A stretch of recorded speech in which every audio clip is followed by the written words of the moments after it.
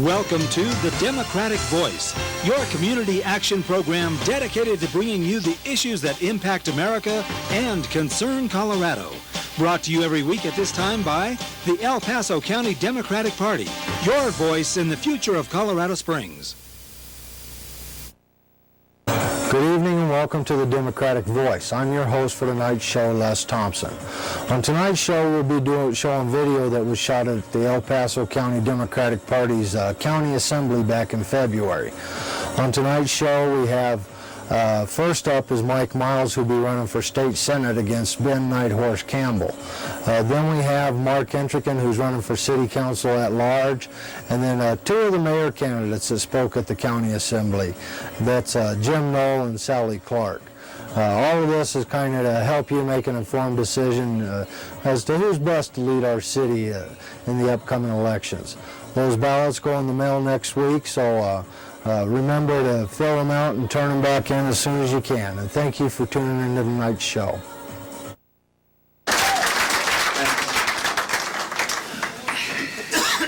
My name is Mike Miles, and I'm running for the U.S. Senate against Ben Nighthorse Campbell. And I'm running...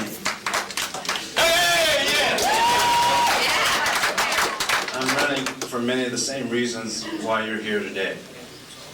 Because in the end of the day, it's about real people and real concerns. And this promise of America. It's about opportunity and fairness. And in my mind, it's also about the spirit of this nation and this democracy and looking out for the common good and also the little guy sometimes. I look out on the state of this democracy and I see that the state of the nation is not good. There are many, many problems that are going to undermine our lives and our livelihood. And I think we need to do something about that. I know we had a hard time as Democrats nationally and state level and local level in 2002. And part of that is because there's not enough politicians, and I don't want to paint them all with the same brush, but there's many of them that aren't looking out for the ordinary guy. And there's some Democrats even at the national level who were not speaking out. And Dan Slater's right, we do have to speak out. And I'll be one who says the things that need saying and fight the fights that need fighting, regardless of the political consequences. So I'm going to be the one who says and stands up with you and says, we need a better foreign policy. The war in Iraq is going to hurt U.S. long-term interests. And it's not going to be... It's going to take away from our actions on the war on terrorism in North Korea. I'm going to be the one that stands up and says we need a health care reform so that ordinary people, so that our premiums don't get as high as our mortgage. Yes, we need prescription drugs for the elderly, but we also need a reformed health care package for all Americans.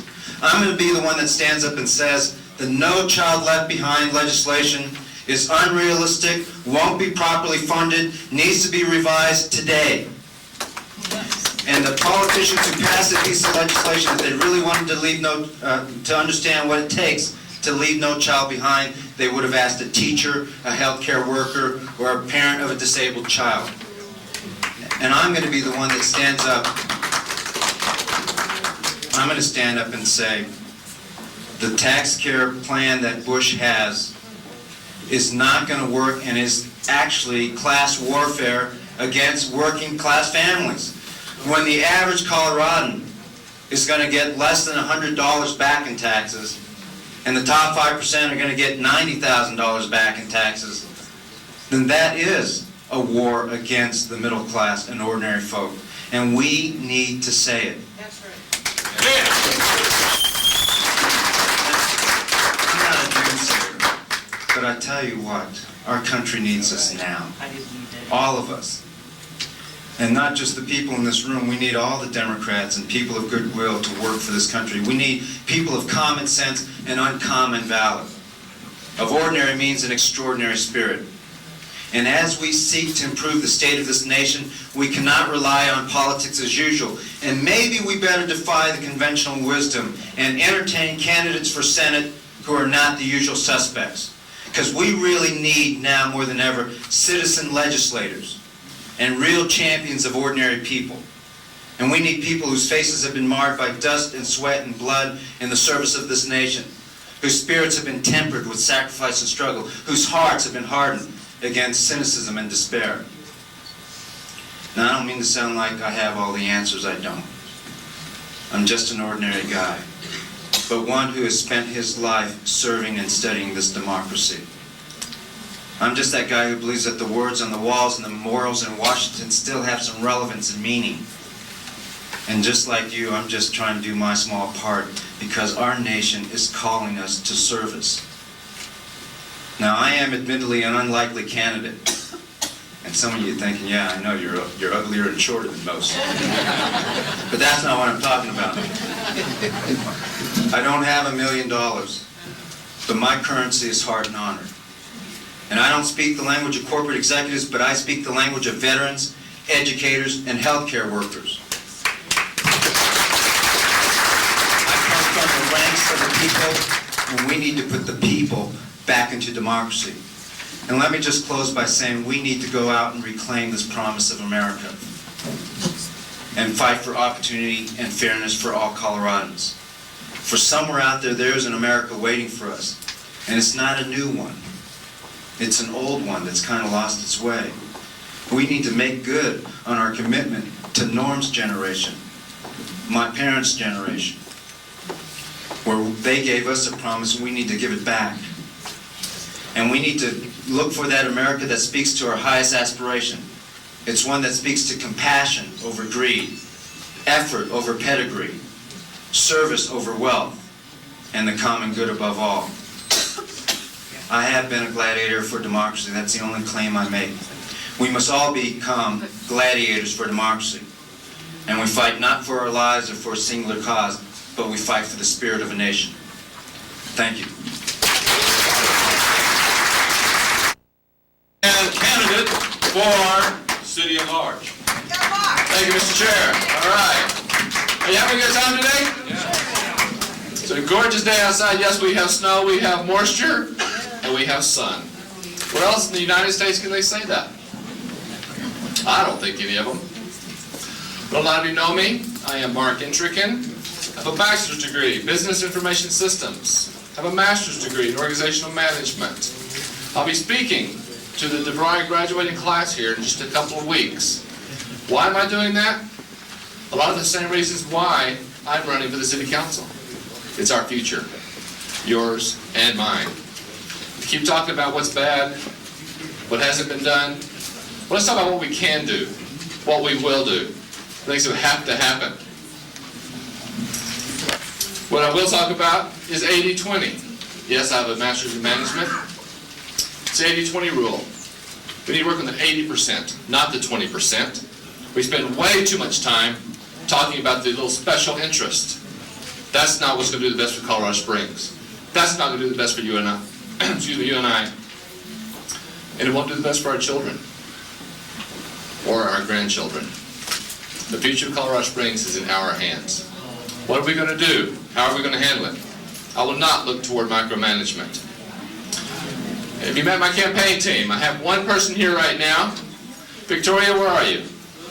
Right there. Victoria Weecamp, my campaign manager. Thank you, Victoria. If you have any questions, please talk to her. I also have Tara Braley. She's not here today. She's our fundraiser. Tina Whistler. She was here at the DWC meeting but had to go because of children. She's our treasurer. I have 4 women on my campaign team. But diversification, this is the way it should be. But I need your help too. We have to work on this and work together. We've heard many of the issues talked about today. Water, of course it's an issue. It didn't start last summer. What have we been doing the past 4 years, 8 years, 20 years? We need to do something now. You heard about the pipeline, Colorado Southern Delivery System. Is that the single answer? There's not a single answer. We need to look beyond that. What about more high altitude reservoirs? There's more than just one answer. We need to work toward that. We talk about budget. Something else that I do in my spare time. I'm on the advisory committee for the El Paso County Highway Traffic Advisory Board. I have experience in traffic. I have experience in transportation. We need to do some of the same things that we're doing with the county right here in our own city. Let's build a foundation in our city, and it will grow to our county. It will grow to our state. It will grow to what we need it to be based on us right here in Colorado Springs. Traffic, transit, how about economy? You've heard it mentioned. These $10 an hour jobs, $12 an hour jobs, they're great. But where are they? Do we have enough? How about the $8 an hour jobs? Do we have enough? How about the $15 and $20 an hour jobs? What's going on? Why are we not bringing the people, the businesses, back to Colorado Springs? We need answers, and I will bring those answers forward. Taxes. We don't need taxes until we start maintaining, becoming accountable, and responsible for our existing taxes. How are we bringing a tax structure and a tax basis into Colorado Springs? We need to know in detail, and I want to let all of you know about what we're doing, when we're doing it. Need to contact me? I do have a website. 2 minutes. Okay, I'll try to talk faster. www.markintrigan.com. I want to work with you, the citizens of Colorado Springs. Let's talk today and tomorrow. I am available. I know many of you see me quite a bit, probably see me more than you want to. But I'm here for your questions. I'm here for your answers. I may not get to you that same day. It may be a week later. But we can get together. We can get together when you're ready. Please hold me responsible and accountable. I'm going to ask that of you. Please ask it of me. We can do it politely. We can do it professionally. We can do it together. One, you know I'm shy. You know how shy I am anyway. That's why I'll be with the City Council also. I'll be asking the hard questions, not letting things go. There's too many things that we talk about and don't do anything about. Planning and execution and implementation. That's what it's all about.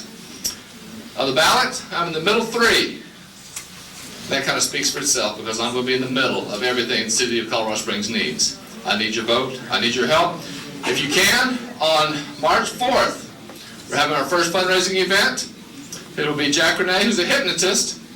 Tickets are only $10 a piece. So March 4th, if you can, Victoria, right here, she's got them, or check with me, they're only $10 a piece.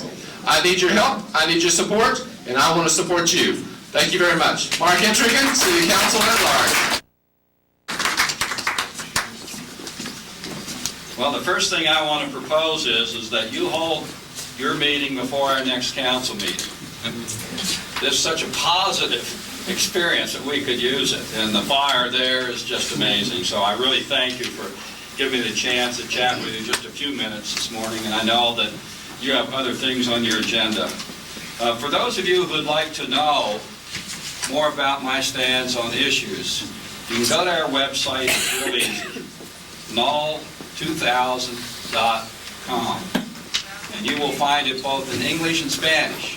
And so I urge you to look at that. I just want to spend a few moments to tell you that I fell in love with this community in 1970 when I came here to help build UCCS, and it's never waned. I still love my city almost as much as my family and my daughters, their husbands and grandchildren who are here and live here and work here just like all of us. I believe that's the most important criterion of a politician, that you love either your state or your city, because that ensures that you make your decisions based on that, what's good for the city, and not on whether you're running for Congress or to micromanage the city in some respects because you're angry. I think to focus on the quality of your city and how much you care about its people is the critical variable. And I think I've done that, and I don't want to ever slip from doing that. It's a critical thing. I feel that I'm best candidate, most qualified for running. You might hear that from others, but I have a long-term vision. It needs some honing and some development, and I would call on you for that. You know, a common vision has to be common, has to be held by a wide variety of people. That's you. You know, you've been fighting that issue more than any other group, perhaps, in the last few years, to try to get your issues onto the table, to try to get them discussed in a one-party town that makes it very difficult to do that. It's you that tried to set a new agenda. And I'll tell you, the guy you got, Michael, is a great start in that. He can tell you that recently I had some interaction with him to help carry one of his bills. He's going to need all the help he can get to get that kind of legislation passed, because his bill was the right thing. It's the right thing for our state and the right thing for our community. So I ask you, as you look at your debates and your issues, to remember that building that common vision, you play a pivotal role. This gives you a chance now in this upcoming election that you haven't had recently. It's a watershed election. It could go in a variety of ways. I fear, in some respect, for how it might go. That's one of the reasons why I'm willing to risk my last 2 years on council to represent you as a mayor. The council manager form of government will work. I believe in it.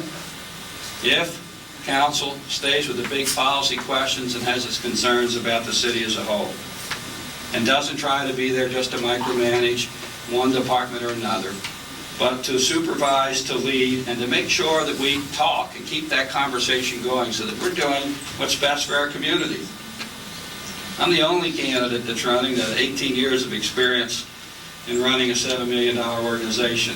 For those of you who've been to UCCS, or your children have, I ask you to look at your diploma because my signature's probably on that. If not, some of you I may have taught there. It makes me feel chronologically gifted to admit that. But that's important because if you can manage and lead faculty, you know, it's a lot like herding cats, then you probably can lead a city too. I have the time to do the job. I think it's a 40-hour-a-week job. I'm blessed that the Board of Regents allows me offloads for our public service to our community. I've got the experience necessary, and as a teacher, I experienced the difficult task of building coalitions to get good things done, and I think my record on council has been that. I'm the only candidate that has local, state, and national networks already established through my experience working on boards that can get things done. We need collaboration. We need to collaborate as partners. We can't build a great city, and we can't protect the good things that have been done and ensure the good things for the future for our children and their children unless we do it together. So I'm asking you to do that. I would say that, remind you, as your leadership did, that this is a nonpartisan election. I can't remember any time making a decision based on party on council. And I'd say that about Richard Scorman too, back there. We just don't. We make the decisions based on what's good for our city. It's nonpartisan. It should never be made on the basis of party, but what's good for our city instead. We need, and I'll tell you this, we need a coalition of all parties. We want all across the continuum in both parties and the unaffiliated too, because that's who make up this city. And it's wrong to focus only one way or another. I call you to join me to make sure that happens after I'm elected mayor. That issues are taken on for their value in themselves and not because of some partisan issue. Now, some of you know I've taken some tough stands in recent times. I've been threatened by a Speaker of a House that I needed to change my view on domestic partners in 2 weeks. That was 6 weeks ago. And I had some fun with you, some of my friends, really get on me because I stepped forward and tried to make sure we had an alternative site to the view corridor for our museum. And by gosh, it worked. We got at least 2 sites now, regardless of what else happened. And I'll tell you, I'm just waiting not only to help Mike on this issue of transportation and CDOT, but I'm waiting for the strategy to be clear on how our legislature is going to stop an amendment for education that we passed overwhelmingly. I'm against it.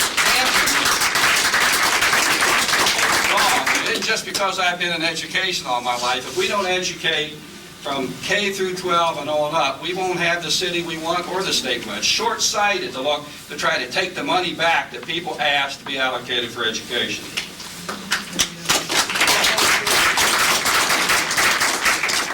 Now I'll tell you, I think I'm going to win. I have a strong organization that's aggressively raising dollars and raising interest, and I want you to join me. I need your help. Can't win without you. It's a tough race, but you got your eye on the ball because you care about the issues of our city and our state. And I'm the candidate to support if you want to do that. Some people would say, bet only on who you think you can win. That's mediocre. It's mediocre. Mike Merrifield, they didn't think he could win, and he'll be one of the best legislators we've got in the legislature.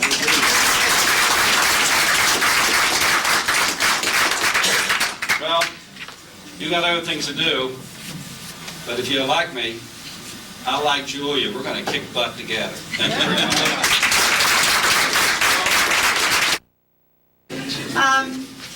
As the mayor said, this is really an important election. It's very important because we'll be electing a mayor for 4, possibly 8 years. And we've got some things that need to be done. I believe that I am the one to do that. As Mike Miles stood up and said, we need more citizen legislators. And if you're looking for a citizen legislator, that's me. I've been through the School of Hard Knocks. I fought government from the other side. I fought to save a fire station from closure and didn't like the way city government handled that issue. In relation to that, I've developed a very close relationship with our firefighters and police officers, the public safety individuals in our community, and I have received, as the only mayoral candidate, the endorsement of the Colorado Springs Professional Firefighters Union Local 5. That means a lot to me, and they mean a lot to me. And J.J. Halsey, who is the president, is here today, right there. They need recognition for putting their lives on the line for us every day.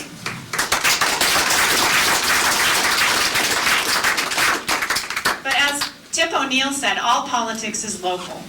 And we care about what happens locally in our community. We still need to communicate with our legislators on a higher level. But I believe that there are things that we need to do and get on right away. We have a great new city manager, and I am thankful for that. And believe me, we don't always agree on things. But overall, I think he's doing a fine job in our city and has put us on a good track. And I support him completely. We need to work on our transit system. I have a small business. I know what it's like to have employees that are dependent on getting to and from work.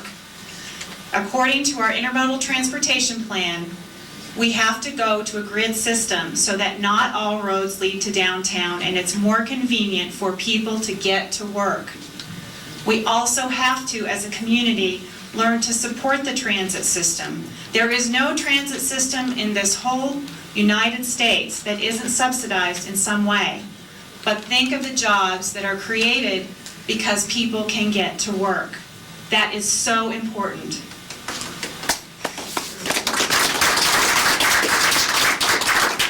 Utilities is probably the highest on our list right now because of the water issues.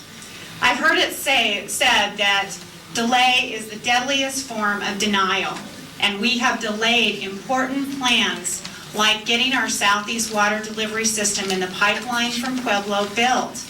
We should have been doing the ribbon cutting today, and we're only getting started. We can't continue to wait to get things done that will bring water to our community. And City Council needs to take a more active role in overseeing the Utilities Department. In some ways, I think it's how we're all disconnected. Sort of a play on words from our slogan of how we're all connected. I think that looking at government and how it's overseen is so important right now. I propose that we look at limiting the amount of certificates of participation that the city allow year to year so that we have some control as a city council over how much we will put into COPs. That's what all the hoopla is about at the county level. And as city council, we need to be more responsible to the citizens of Colorado Springs and show them that we care about those things. Some of the other council members feel that we should wait until after the election. I don't think we can afford to wait on these kinds of things. We need to move now. And as someone who owns her own business, I understand what it's like to make a payroll, to have employees, to pay people. But I also have the time to serve as a small business person because I can set my own hours. I have good employees that do the job that I can't when I'm there. I spend on an average 40 to 60 hours a week on my council business. I am committed to keeping those kinds of hours as your mayor, and I want to be there for all of us. We can do better. We must do better. I'm someone who will be accessible, who knows that the mayor's office is the people's office, because you pay the tax dollars to have it there. I know it. Good point. So I'll close now because Fred's giving me the sign. But I just want to ask for your vote. Between March 7th and April 1st, I would ask for your vote. If you have questions, I have little cards right here. I'm holding town meetings all across town to let people know that I care about this entire city, not just the west side where I live. So please come and meet me, come and talk to me, call me on the phone or email me. I promised that I would be available, I have been, and I promise that I will be as mayor too. Thank you.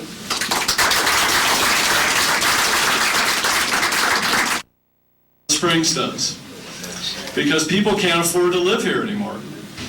As City Council, we have made some efforts. We can make a lot more. I would like to be there 4 more years to really help lead those efforts, to try to let poor people and people who work in the service industries, people who are in the military, to have them have a life here, so they can afford to feed their families, so they're not at the soup kitchen every day, where they now serve 650 people. And we all know what we have to worry about with our water for this future. This future may have to involve drinking recycled wastewater, like a lot of other places do around the country. I don't want that. I don't want that for our kids and our grandkids. But right now, we're using half of our water on our lawns, and half of that is wasted because we're putting too much on. We're watering at the wrong times of the day. We're watering downhill. We're watering the sidewalks. So yes, we need to start thinking about things differently, because by the time the Arkansas River gets to the Gulf of Mexico, it's recycled 180 times. And we drink it right from the mountains here, and it's a precious resource. I don't want to buy bottled water in 5 or 10 years, and I don't think anybody in this room does today. And you can go down the whole list of what we have to think about. We're still growing fast. We're using up our land at an unprecedented rate. We have a wonderful natural resource here, 150,000 acres that borders our city, but I can't find a parking lot on a Saturday or Sunday in the summer that's not jam-packed. I mean, we have to park sometimes a half a mile away to go hiking in this community. 2.1 million visitors at the Garden of the Gods. I mean, we're loving our natural environment to death here. And we have something that is coming up this April as well, and I think it's more important in some ways than City Council, and that's the TOPS extension. And there's some brochures on the back there that is extending a 1/10 of a cent sales tax that already exists. Is going to ensure that we have this wonderful natural environment and outdoor life for our kids and our grandkids. If this passes, we're going to be able to hike, and we're going to be able to bike, and we're going to be able to have kids for in our neighborhoods to play. If we don't, we're going to be in trouble. 10, 20 years from now, we're going to look back and say, this isn't the city that I wanted to live in. And I want to be there to help you. And I will be. I want to be there 4 more years because I care. I care about some of the things that have already been spoken about today, but I care because this is a great place to live, and let's keep it that way. So I would appreciate your help. Thank you.